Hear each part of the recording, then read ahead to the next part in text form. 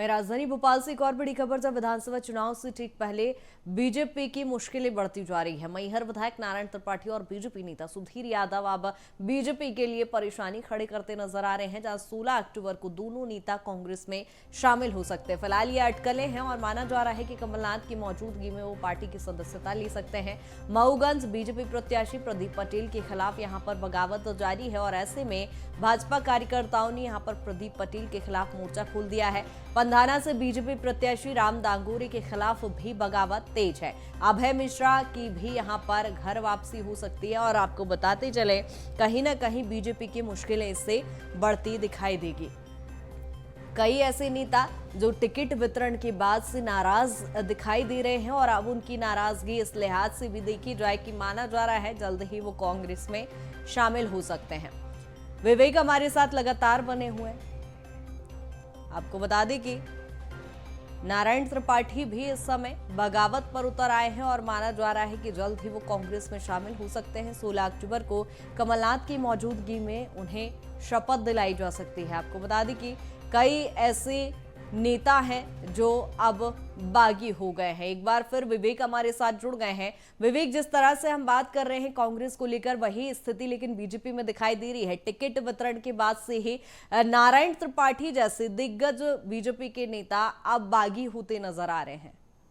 बिल्कुल कृतिका, नारायण त्रिपाठी की यदि बात की जाए तो मैहर से बीजेपी के विधायक है, बड़े लंबे समय से लगातार पार्टी के जो खिलाफ है वो प्रचार करते भी दिखाई दिए थे और कई ऐसे बयान जारी कर चुके हैं, जिससे साफ हो गया कि बीजेपी पार्टी के खिलाफ जो नारायण त्रिपाठी है वो जाते हुए दिखाई दे रहा है। क्योंकि यदि बात की जाए नारायण त्रिपाठी की, तो नारायण त्रिपाठी ने भाजपा की जो प्राथमिक सदस्यता है उससे इस्तीफा दे दिया है और बात की जाए विधायकी से भी इस्तीफा दे रहे हैं। साफ हो गया कि 2023 के चुनावी दंगल में अब नारायण जो त्रिपाठी है वो कांग्रेस का दामन थाम सकते हैं, क्योंकि बड़े लंबे समय से जिस प्रकार से नारायण त्रिपाठी बयान दे रहे हैं और कई बार खुले मंच में कांग्रेस के साथ भी दिखाई दिए हैं। नारायण त्रिपाठी ने बिंद प्रदेश की मांग को लेकर लगातार बिंद के तमाम दिग्गज नेताओं के साथ बिंद पार्टी भी बनाई थी, जिसके चलते बीच में बड़ा सनसनी जो पूरा मामला है वो सामने आया था। कृतिका,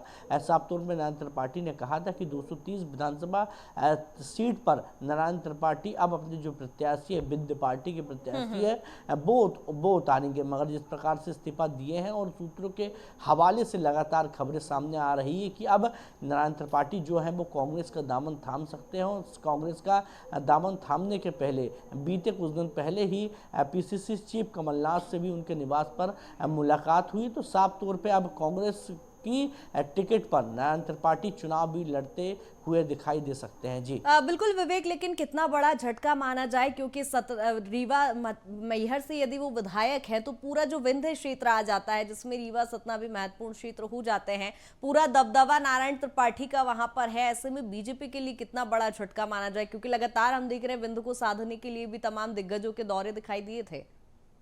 बिल्कुल कृतिका, यदि बात की जाए तो बिंद से करीब 30 विधानसभा सीट आती है और बिंद को साधने के लिए लगातार बीजेपी पार्टी तमाम जो कोशिश है वो करती हुई दिखाई दे रही। क्योंकि 2018 के चुनावी परिणाम को यदि देखें तो उसके बाद से ही कांग्रेस की यदि बात करें और बीजेपी की बात करें तो दोनों राजनीतिक पार्टी का जो फोकस है वो बिंदे पर है। मगर बीजेपी लगातार बिंदे पर अपनी जो पकड़ है वो बनाती हुई दिखाई दे रही। साथ ही नारायण त्रिपाठी की यदि बात की जाए तो नारायण त्रिपाठी जिस प्रकार से बीजेपी का जो दामन है वो छोड़ चुके हैं और अब कांग्रेस का जो दामन है वो जो साथ है वो कहीं ना कहीं थाम सकते। तो कहीं ना कहीं भाजपा की जो मुश्किलें हैं वो लगातार बढ़ती हुई खासतौर पर बिंद के मैहर से दिखती हुई दिखाई दे रही। क्योंकि जिस प्रकार से बात की जाए नारायण त्रिपाठी की, तो नारायण त्रिपाठी बीजेपी का दामन छोड़ कांग्रेस का दामन थामने के लिए साफ तौर पर संकेत दे चुके हैं और संभावना जताई जा रही है कि 16 अक्टूबर को जो नारायण त्रिपाठी है वो कांग्रेस का दामन पीसीसी चीफ कमलनाथ के सानिध्य पे प्रदेश कांग्रेस कार्यालय में थाम सकते हैं। जी बिल्कुल विवेक, चुनावी साल में दल बदल की स्थिति हमेशा ही देखने को मिलती है। देखने वाली बात होगी किस पार्टी का फायदा होता है। बहुत शुक्रिया तमाम जानकारी के लिए।